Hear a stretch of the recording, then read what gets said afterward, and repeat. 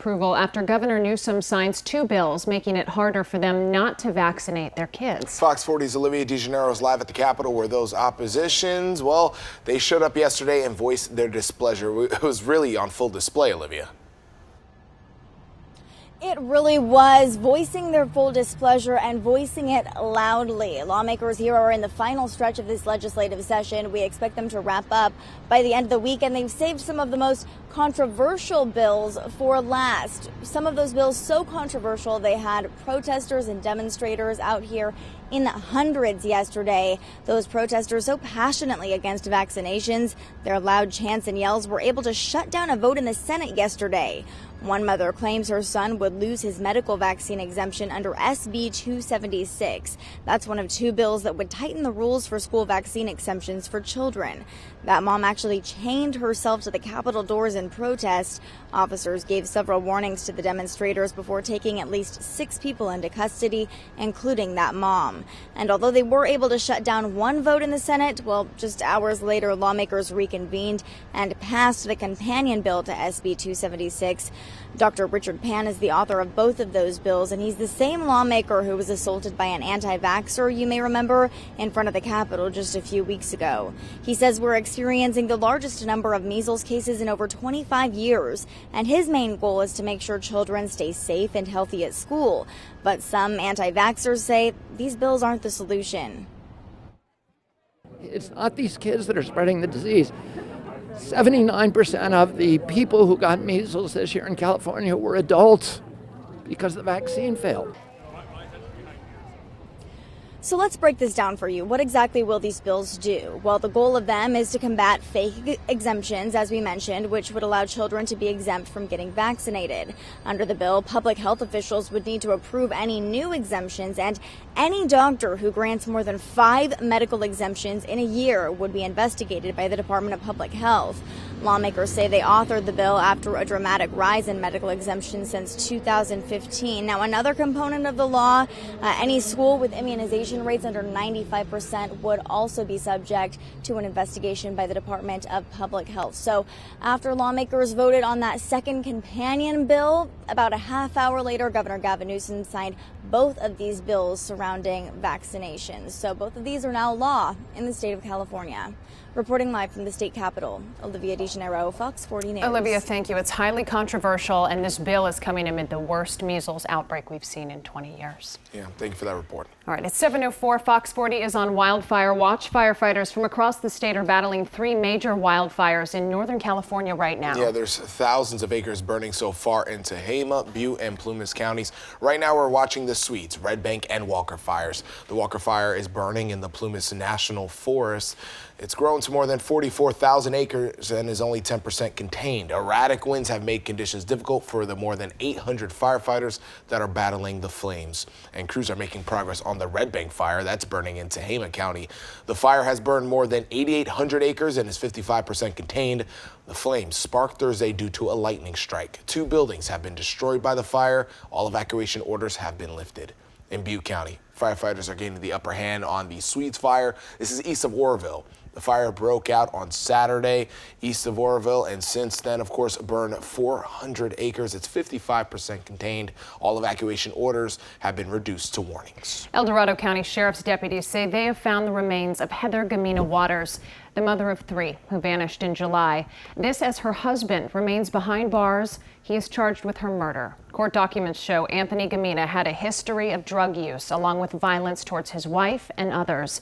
One report claims back in January he was charged with headbutting Heather and tackling her while she was holding her 4-year-old son. Another case from February of 2017 claims Gamina and his father went to a former business partner's home and they were threatening to kill him and burn down his house.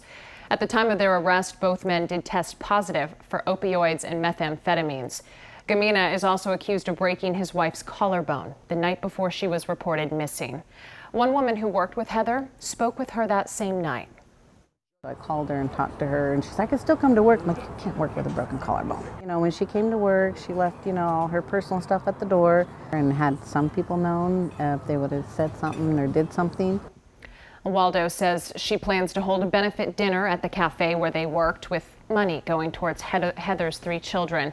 Anthony Gamina is expected to be arraigned either today or tomorrow. His lawyers say Gamina was distraught when his wife disappeared and claims he has always cooperated with investigators. At 7:06, local groups are coming together to clean up an area in Stockton that has been completely trashed over the years. Volunteers say it's just one way that they're going to start making their community better. Various organizations, including military veterans, are pitching in to clear out Stockton's Mormon Slaw area.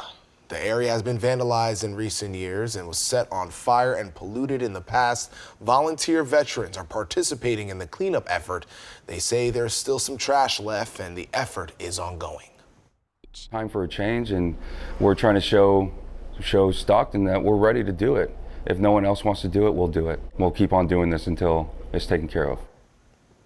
Right now, organizers, they say the cleanup is just one part of the problem. They say the city should continue to address homelessness to get more people off the streets. And that's not just a Stockton issue, right? We're talking Sacramento, Manteca, Lodi, a lot of big communities. This makes you so proud of Stockton to see everyone coming together. Absolutely. They had the big heavy-duty bulldozers out there really making a dent in the trash. All right, Adam, at 7:07, let's take a look at the weather right now with you. You're outside. You got Chroma Kitty. Is she still friendly this morning? Good morning, Chroma. It's hit or miss based on the second. You can't tell her mood, but when you're feeding her treats, it's a pretty safe bet that she's happy. But then probably when she's done eating the treats and I try to pet her, I say, "You're welcome, Chroma. Can I get some pets?" No, refuses it. It's Chroma, quintessential Chroma. Thank you. Okay, better. All right, so it's cool outside to start, no doubt about it. You're gonna have to grab some long sleeves or a jacket if you don't like temperatures in the 50s. 57 exactly here. All clear conditions, and you don't have much of a breeze, and we won't later today either. By 8 o'clock, we're at 59 degrees, 11 o'clock up to 69, and then by 2 this afternoon, 77. Forecast highs just 82 degrees, so it's a big change of pace for us. And Gust Tracker shows us that if anything, we get some wind, a little bit of a breeze in the San Joaquin Valley around 9 o'clock this evening. And then overnight hours around 3, 4, 5 a.m., it's nothing, no delta breeze, but we don't need it because tonight we have that jet stream dipping south of us, and that's going to pull in some cooler air. So we do have a shower up by Chico, and most of the shower activity that we could see this afternoon will be north of 80. Truckee, Lake Tahoe, you may get a thunderstorm or a shower between 12 and 6 o'clock. But other than that, we've got a hummingbird just dropping in. You may see him fly across the screen. All right, so we got temperatures, there was one right there, near 60 right now, but largely in the 50s. So it's a chilly start to the day, kind of like yesterday, but it'll be lovely this afternoon.